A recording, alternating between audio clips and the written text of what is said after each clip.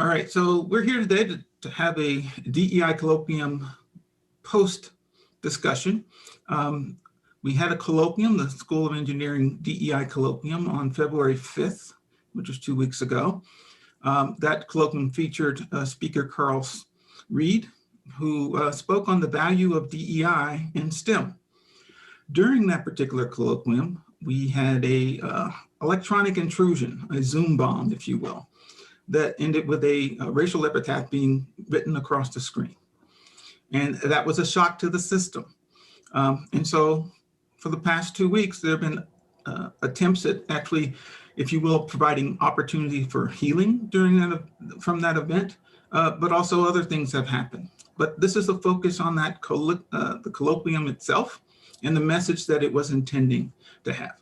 So with me today are 5 other people who actually were there and witnessed this event. And so what I want to do is actually pose the first question and then go around the group here and have them introduce themselves as well as to address this question. So the first question is, from your own lens, from your own perspective of your participation within this event, how did the DEI Colloquium incident of this Zoom bomb impact you at that moment?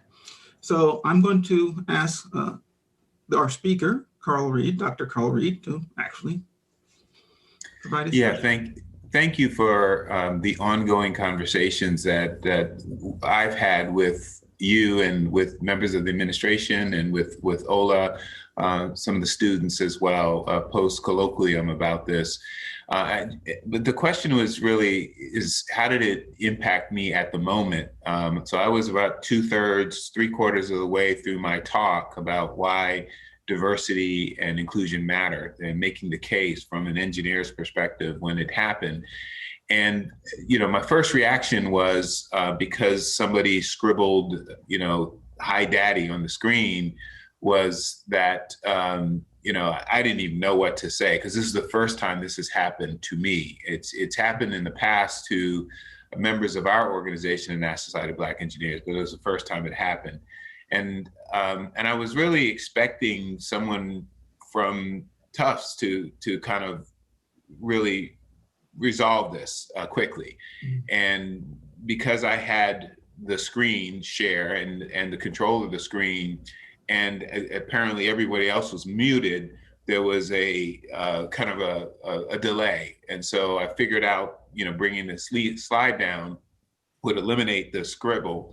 And so assuming that, again, somebody in the back end would resolve this and identify who this was individual and expel them from the participant list. And so I put my screen back up, and that's when the N-word was scribbled. I guess initially my reaction was, these things happen. This is, I mean, again, it's occurred. It does also, number 2, explains why this conversation is so very important. And I had just gotten done with talking about individual racism and institutional racism, and we saw it right there. And then I've got to finish my talk. So I wanted to just get through, because I wanted to show what they say about Susan Cain in her book about Quiet, about introverts. They said that introverts have this kind of a response where they throttle down when they're in a kind of a critical situation. Everything seems to slow down. And that's really what happened to me. I just started to slow down and started to process this and say, okay, got to get through this talk, got to turn it back over to Ola and to Najib for the Q&A and get through this conversation. And it really didn't hit me, the full impact, until later that evening. Thank you. And so you mentioned Ola and Najib. So let me see if I can get a comment from Ola, since you were one of the students actually participating in this effort as well. Yeah, I was also in the same vein as Dr. Karl Reid. I was really confused. We were listening to his talk and everything was seemingly going smoothly, and then all of a sudden we were all muted as we were, and someone started scribbling on the screen. I was pretty confused. I was wondering what was happening. Someone was yelling a bit, so I was confused at first. And like he said, he took off a screen and then came back on, and obviously someone wrote the N-word. So obviously, definitely, as he said, these things happen, but I was definitely shocked, shocked and saddened definitely for Dr. Karl Reid. I know him personally. He's a great individual, and we were in a meeting that he was saying like such important things, and like he said, like as he was saying the problems of individual racism, and someone's displaying it right in that moment. Seemingly, it was really upsetting. I was upset, and the whole time we're muted, so it's hard to really convey emotions. And I was also worried too. I was talking with Najib about how we were going to address it. Like, should we address it before we like we were having a Q&A section? So we were like, should we just keep trying to keep the momentum going? And kind of took a page out of Dr. Karl Reid's notes. He kept powering forward with his presentation. So we tried to do the same and just keep on going with the question and answer. But yeah, it was definitely surprising. I was really saddened for Dr. Karl Reid, because it was we're having such a great presentation. And yeah, and I agree that my in terms of impact, it didn't really hit me until like later on, when I realized the gravity of the moment, that someone really had done that, and it was targeted, especially thinking about like the steps they've taken. Like, we all registered for it, so that means someone it was very targeted. So I think, especially thinking back on it later on, it really really upset my soul really deeply. Thank you. Najib, you have something to add?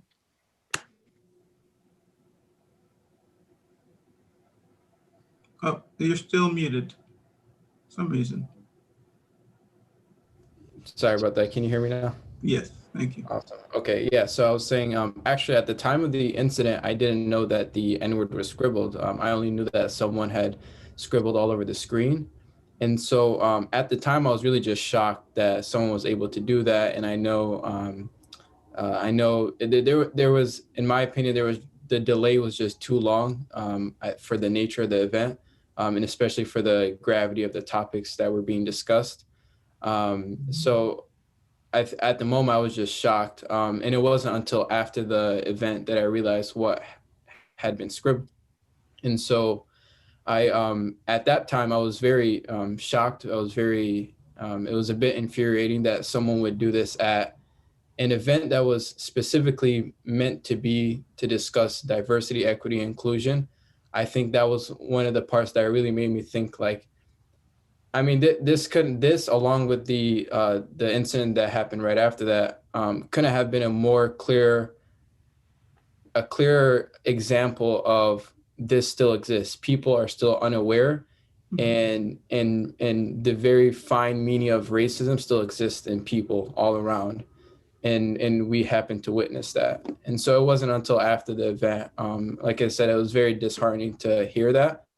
And I was also saddened that Dr. Karl Reid had to go through that. I do remember, like Ola mentioned, we were discussing, do we want to continue the momentum?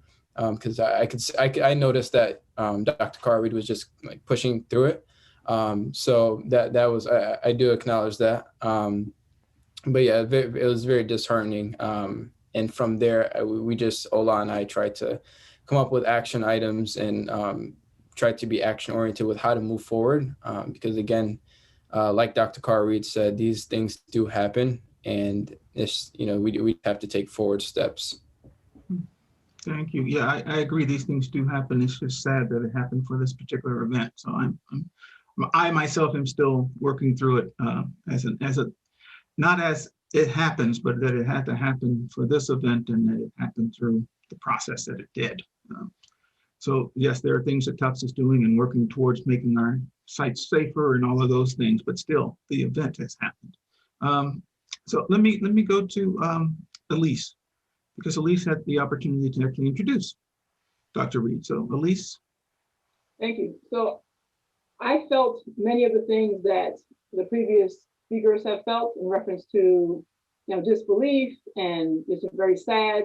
I know these things happen all around us, but nothing has ever happened to me that directly before. So as it happened across the screen, I'm seeing it in slow motion. I'm seeing the words, the letters just kind of very slowly written across the screen, and I'm going, am I really seeing this? And just, having to applaud, Dr. Reid on how he reacted, because you're in your head going, what should we do? Should we say something? Should we stop this? Should we, but instead, Dr. Reid just kept on going, which I think helped the situation, because that person or people did not win, basically. Folks were saying, well, we should have stopped it and we should have said something or whatever, but then those folks would have won. Because we would have taken our eye off of why we were there and started directing our energy and wasting it on what they did.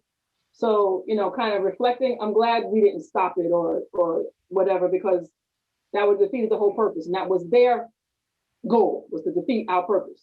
And I always try to think about how do we turn bad things into good things, lemon into lemonade, whatever you want to call it, the same.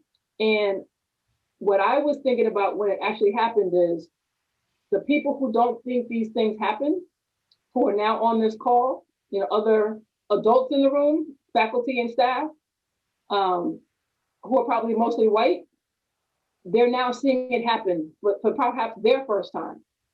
And so in my head, I'm going, okay, what are they now thinking? Mm-hmm. Because now they've heard people talk about these things happening, but now they're seeing it happen in real time for themselves.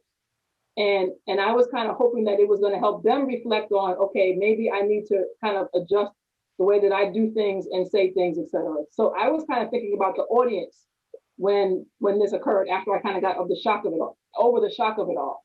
Mm-hmm. And just as far as reflecting, again, I think this unfortunate situation should be used as an example of what has happened, can happen, will probably continue to happen, and how we as a community can help so it won't happen here, and then educate more people. So that's kind of what I've thought about it as far as reflecting. And we're talking about it a lot on campus, which is great. And I'll be more excited when we begin to do more things about changing how we, the Tufts community and the community that touches us, kind of change what we do, how we do it, et cetera. Thank you. Some of your comments actually kind of segues nicely, I think, into what our fifth person here, Keith Maddox, does, because I know that Keith actually studies this in his psychology research, and he looks at race as a component. So, Keith, I wondered if you could speak as someone who actually was in the audience and watching this event. I wonder if you could speak also to that same question. At that moment, what did the incident impact? Yeah, thank you. So as you mentioned, my name is Keith Maddox. I'm a psychology professor in the psychology department here at Tufts, and I do study stereotyping, prejudice, and discrimination, and with a focus on race. And I'm a social psychologist, which is a slightly different perspective than what people typically think of in terms of psychology. So more focused on research as opposed to, more the sort of the clinical kinds of aspects of psych. But from that perspective, yeah, my experience, just sort of as a person was very similar to what everyone else is sort of responding to here. It was disbelief. It was my first experience of a Zoom bomb at all. Very similar to Najib. I think I saw the first sort of the words, the hi daddy or something like that was listed there. My first, so beyond disbelief, it was embarrassment. It was embarrassment for Tufts. It was embarrassment for, on behalf potentially of Dr. Reid, from the perspective of I'm also an instructor, and I find myself on Zoom a lot and speaking to people and trying to figure out what I would do in that situation and how it would affect me. And I agree with everybody else in terms of the way you responded and the grace that you showed in terms of how you dealt with things. I found really impressive. And in reflection, upon reflection, as Ellise mentioned, I'm so glad that it went down that way. Like you two, Allah and Najib, just the ability to be able to keep your head down, focus on the goal of the time, focus on the goal of the presentation, and to make sure that came through. And I thought that was, again, upon reflection, really, really important to do, but also recognize how challenging it would have been to be able to do that. But at the time, I think, like Najib, I didn't see the second word, the epithet sort of written out. I had seen the first. I think I saw the second being started to be written out, but I think the screen share ended right after that. So I didn't actually see the word, but maybe part of the reason I didn't see it is because one of the things as a social psychologist, like when things happen, there's a concept that a lot of people know called diffusion of responsibility, which is when something happens, everybody thinks it's somebody else's problem and nobody takes responsibility for doing something about it. And my thought was, everybody's thinking that right now. Everybody's wondering, why isn't somebody doing about it? And so I started like thinking about ways I could intervene, even though I wasn't a host. So I remember I sent messages to Chris, because I just sort of, and again, I fell prey to it at first. It's like, I assumed, well, somebody's going to handle this. Somebody's going to handle this. And it wasn't being handled. And I started to think, okay, now I know what's happening. And so I started to send messages and suggestions about what to do and how to address it. And I think other people in the chat also saw that, but it, again, it did not get addressed fast enough. So, those kinds of things came to me. And as everyone else is sort of mentioning this, there was a bit of a surprise, because later on when I found out sort of the nature of the event, or sorry, not the event, but the epithet, and a little surprised that it happens, but also knowing, where my research at, that it happens. But the fact that it happened here and it happened in front of everyone here and it happened to Dr. Reid was incredibly disconcerting for me. So I think I know at a rational level that these things happen, right? But it doesn't necessarily mean that when you have an experience like that, that it's going to necessarily make you experience it in a way that's better. Maybe it'll help your long-term coping, but in the immediate moment, in the immediate situation, you respond just like everybody else responds. So again, I didn't quite see the racial epithet at the time, but then later on that evening, that's when it started to hit me. And yeah, from that perspective, I mean, it's Ellise's comments about sort of the audience and how they were thinking about it. And I think that did cross my mind. And I kind of thought about this as, I hope people are seeing this and recognizing that some of the ways in which they may have thought about the world, some of the assumptions they make about the world, some of the things that just seem like it's other people, it's not other people, it's us. And being involved in an incident like this, you may want to distance yourselves as much as possible from it, but at some point you have to start to accept that these things happen not to other people, they happen to us. And they happen from people who we consider as part of our community. And I don't know if that is a definite, conclusion of any investigation that's gone on now, but that was my first thought. And what it means is that it's even more important that we have these conversations and that we move forward in these issues, because this is not other people's problem. This is our problem. And these kinds of conversations are going to be challenging. We may even deal with these kinds of situations with respect to Zoom bombing and other forms of intervention and disruption in the future, but we have to forge through it. We have to, do what was done during that event and do that in the long term in order to make progress on these issues. Thank you. This has been a great discussion so far. I really appreciate everyone openly making their voices heard in this moment. I wanted to move to another point, which is the actual message that Karl was giving at the event. I found to be very powerful, and the value of diversity and inclusion within STEM to me was truly truly a powerful message that we needed to get out there.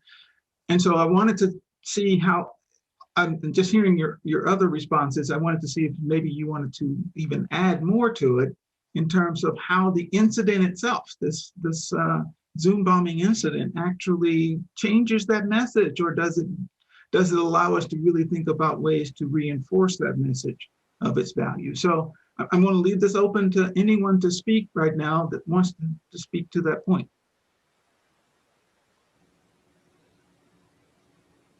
I think my thought is that, the way Ellise put it, making lemons out of lemonade, I think this is, these events can create opportunities as well. And that's the way maybe we should approach it, as an opportunity to, if the challenges that we face on our university campus, they're similar to what other challenges that other people in other places and other organizations face. But this is an opportunity to, remind people of the imperative, right? Remind people why it's important, why it's necessary.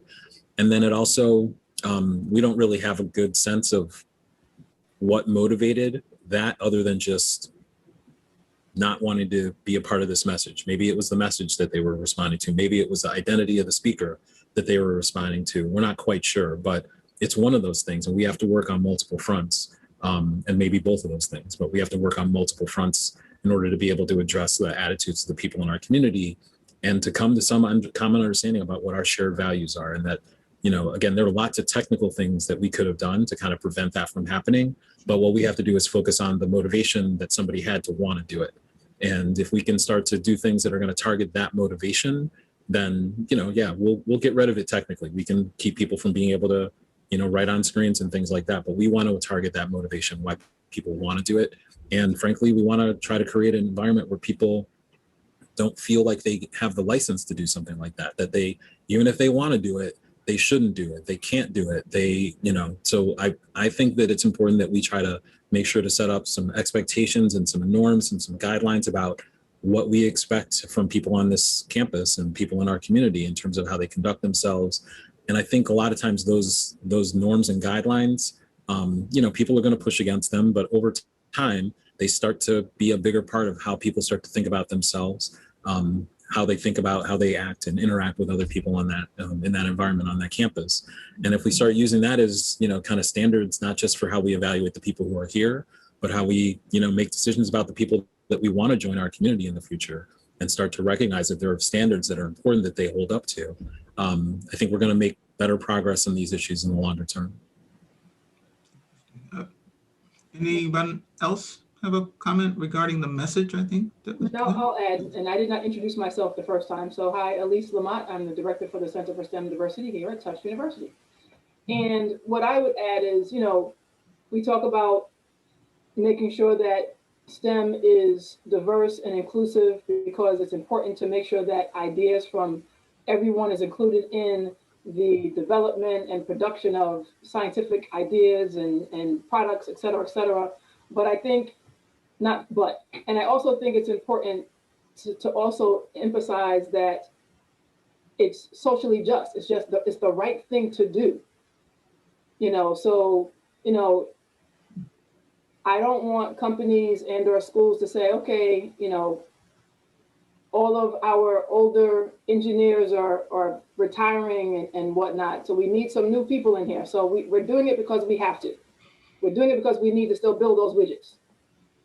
So granted, that's a thing. Yes, I understand that. However, it's important to really go into diversity in STEM and inclusion in STEM because it's the right thing to do. And because including those diverse voices will provide a better product so that it can then take care of everyone. Dr. Reid talked about the hand washing in the restroom. I had a situation, I go to my doctor's office in the same restroom, it doesn't work. And I think about that, right? So to have those diverse voices in the room to help develop those technologies will then allow for everyone to go use that, whatever tool it is, and be successful. So I want us to make sure that industries and institutions understand all of the reasons why it's important to be diverse, not just so you can make more widgets and get some more funding or money or prestige or whatever it might be. It's just the right thing to do. Thank you. Appreciate that. Others? Any additional reflections? I think my and in agreement with everything that was said, and I paused a little to see if Najib and Ola had wanted to weigh in first, but I didn't see them coming off mute, so I beat you to it. It feels like it's a game of Family Feud, Yes. So, but I do want to kind of jump off of what Keith said, because the culture of an institution is based on what an institution allows or how they respond to situations, right? And it's sort of the values, the norms, the behaviors, the attitudes, all those things kind of roll up into something we call culture and in that environment. So the way I kind of walked away from this was not what happened, because you're right, that's a technical loophole that could easily be closed, right, in a number of ways, et cetera. Although there's been some publication in Inside Higher Education, I forwarded to Dr. Lamotte, that a lot of the Zoom bombs that are investigated, over 200 have been investigated, determined that it's an inside job that someone sort of passed on the login credentials to someone else outside of the university generally. And there are these chats that really talk about sort of strategizing. How are we going to get these? I'm not saying that this happened here, but generally someone opened the door that allowed other people. And sometimes they open the door inadvertently. I mean, they're not intentionally trying to disrupt something, but they allow something to happen in these kinds of settings. So I just think about what is the culture, and having a son there at Tufts and having a phenomenal experience as an African-American male on the baseball team. Shout out to Coach Casey, who is really trying to make these young men aware and sensitive and introspective and woke about these issues. And then seeing this, it was just this cognitive dissonance. Wait, this is Tufts, right? And then the lack of a quick response that I saw. And not just you, Dean Swan, but I'm just talking about just in general, there was this, wait a minute, I had to actually send a note to somebody that just said, hey, wait a minute, you had a racial slur at a sanctioned event at the university. Let that sink in for a moment. And I think that it was just kind of like, wait a minute, you're right. Now, I found out later that to I think it was Najib's point of view and maybe Keith's point of view, that I pulled it down before you could see the full writing. I saw the full writing on mine, but because of a delay, you did not see it. So, and I heard from one of the administrators who said he didn't even recognize the word. And so he's actually doing some introspection in himself. It's like, why didn't he recognize the word when you start seeing NIG, right? I mean, most of us, when we see that, there's an immediate response, but why didn't we recognize the word? And so there's a lot of that. The point here is that you want to create a culture and environment where it's a safe place, that people feel the sense of psychological safety, that they could be themselves, they can weigh themselves, they can challenge each other and feel comfortable in that. And that's really what STEM is really about, right? Ellise talked about this whole notion of designing user-centric products that serve larger communities. You can't do that if you're under intellectual stress, or social stress, or cultural stress, et cetera. You can't bring your best self into that environment and design for the future. So what I really celebrate is that you as a university, and certainly as a College of Engineering, you've come together and you've had these discussions and you put your own learning out there. And that's it, not you generally, but your Dean Q has, and others. Put your own learning out there. I didn't see this, I didn't understand this, I didn't realize, whatever it is. And just have this discussion, because those iron sharpen iron moments really makes for a better environment. I would totally agree. It has indeed woke a number of people within the school. And I've heard many comments that I probably would not have heard in years past because of this event, that people really are feeling some, if you will, depth to this now that they did not think existed at Tufts. And now they have to reflect on the fact that it does exist. We do have these events. And then and I would say, Dean Swan, this is your George Floyd moment, right? At Tufts. And the fact that it happened 3 nights later, I mean, again, with another group, I think with the Nesby group, it just says, okay, this might not just be a one-off thing. This is more of an institutional thing. And as a result of that, let's deal with that. And I think that, leading that conversation and leading into the conflict, we always say that engineers love complexity, right? We run into complexity like first responders run into a fire. I mean, we love that. Let's kind of lean into this and continue to have that. And it sounds like there's some elements that's there that said, okay, this is a reality, this is a wake up, this is a catalyst. Let's move from one phase to the other phase. Yeah, exactly. All right, so Ola, Najib, do you have any additional comments? Yeah, I'm Ola. senior mechanical engineer. Introduce myself. I just want to say, like, in terms of, like, I agree with everything that's been said. And just want to say, like, I totally agree with what Dr. Karl Reid is saying, especially in his presentation, how he, like he was saying, he's making the case for diversity, equity, inclusion, engineering, and talking about, he brought up like McKinsey studies and showing how diversity actually increases your, productivity, the sales, the money you make actually directly, like that's a direct impact. And like Dr. Lamotte said, but it's not just because of that, it's the right thing to do, like she was saying. And I think, like, especially when he's talking about in terms of institution as a culture, in terms of like creating culture, like I said it when I said like the Q&A at the end, I said like one of the things that spoke to me was when he said, like, especially inclusion was like once you've left the party, right? He used an analogy. He's got to say the analogy again, but once you've left the party, you still feel like you belong. Belonging is when you left the party, you still feel like, you're there. And I think especially when he's talking about the culture shift, when my coach says what you let happen will happen. And in terms of, obviously we could have stopped, we can do things to stop the Zoom bombings, but in terms of responses to it and how, like, as a student, you feel that you're going to be, listened to, and you're going to feel like you can still be, as an African-American student, where, obviously these situations have these incidents of racial Zoom bombing, that people are responding to it. People are recognizing that there's a problem. They're not saying, oh, it doesn't happen. It happens here. And we have so much more to do. We have so far to go.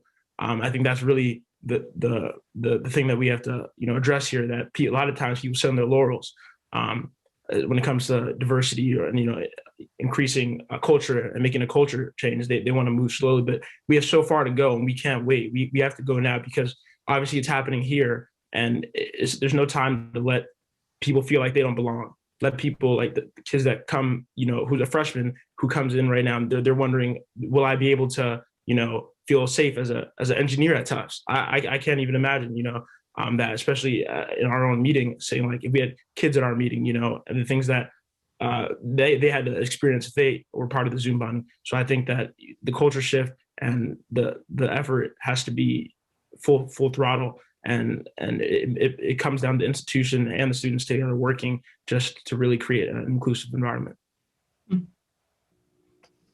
Okay. Well said. I completely echo everything that was said. Yeah, I think one of the big things that stuck out to me was this idea of shifting a culture. How do you do that? And I think Dr. Reid mentioned a bit about it, but I personally felt like when I think Dr. Lamotte, you may have said this, but this was my first experience of this. Again, I noticed after the event, and the following 3 days, again, a similar situation happened. And so I personally feel like this was the catalyst. And so whatever we're doing now, we need to be like up here, because it's clear, it's here, and now we need to react to this. And I agree. I think that is how we can shift the culture. And that's important. I've spoken with other peers, I've spoken with friends, and they've personally said after hearing about this event, like, oh, I don't want to use Zoom now, or I'm not even comfortable. And that was something that really struck me, that people are not feeling included. That sense of not feeling included at an institution like this, I think that's something that really spoke out to me. And so that's why we as an institution, it's not just an individual or one particular thing. As an institution, we need to make efforts and take major forward steps to address this and to change the culture. I don't think it is just changing the rules or just changing, how we do certain things as a whole. Like, things need to change. So that's all I'll add. All right. So I did have a third question, but most of you have been answering that question throughout your own responses to these other things. So what I wanted to do was go ahead and open it up for any final remarks associated with the colloquium or with this change in culture, the full breadth of things that we discussed so far. So let me just throw this at somebody so that we don't get lost. Ellise, do you have any final words that you want to throw in? Well, I'll just say that I am looking forward to seeing us change. It's not going to happen overnight. I know that, but if we are beginning to purposefully move towards being an anti-racist institution, I'll be very excited to be involved in those efforts. and support, anybody who is helping to move that or move us in that direction. And I'm always here to support students, no matter what the situation is. So I just wanted to also put that out there as well. Thank you. I'll just add that, again, in terms of that culture, that climate change, you can start to think about it from the perspective that it can happen from some of the grassroots efforts from the people who are parts of the members of the organization. And that's nice. And that means, being more inclusive, diversifying the membership of that organization. That's good. But it's also, it's got to come from the top up. It's got to be based on some leadership in terms of setting expectations and guidelines for people's behavior. And I think the other part that's really important is that you can't let this be optional. You can't let it be something that people think they can or can't do. It's got to be baked into how they think their responsibility is at this institution, what their job is. So there's got to be some idea, some elements of equity and inclusion in everybody's work. Because if it's not, and if you don't create incentives around it, and if you don't evaluate people based on their performance on it, it's going to get left to the wayside, and it's going to always fall to the people who are most affected. And ironically, the people who have the least time and energy and opportunity to be able to deal with it. It's got to be something that's part of the majority culture, has to be a part and involved in this kind of change. And they respond to the people at the top more so than they respond to the people in the grassroots. And so get them from both ends, right? Make sure that it's part of people's, incentive structure, right? This is why we're here. And this is one of the things that we think is important for this institution to pursue. And you're going to be doing it in your job. And if you're not, then maybe you're not going to be working here very much longer. Yeah, no, I completely agree with that. I can relate to that. As a student who has a pretty full workload and a lot of other things going on, as much as I do care about this, it can be a struggle to commit a lot of time to this. And that is actually something I mentioned. I believe I mentioned to Ola as well, but as students, we want to see this come from leadership, from the administration. As much as we care about this, we are Black members. We are members of the Black community here at Tufts, and so we're willing to commit time and commit effort. But again, this needs to come from top down. So I completely agree with that.